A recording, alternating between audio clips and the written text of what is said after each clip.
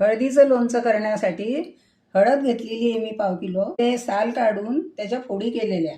त्यामध्ये मीठ, लिंबाचा रस घातलेला आहे. थोडा वेळ राहू द्यायचा, 1-1.5 तास, आणि नंतर मग मसाला करायचा. मसाल्यामध्ये 2 चमचे मोहरी, 2 चमचे शोप, 2 चमचे धने डाळ. तेल गरम करायला ठेवलेलं आहे. हा सगळा मसाला घेतलेला आहे आणि मिक्सरमध्ये बारीक करून घेतलेला आहे. यात टाकायचा या आणि तिखट पण घालायचं.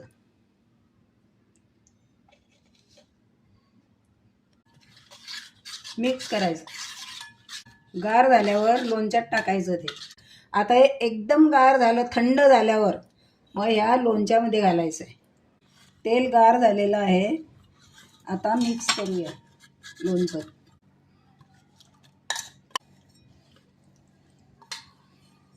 हे झालं आपलं हळदीचं लोणचं तयार.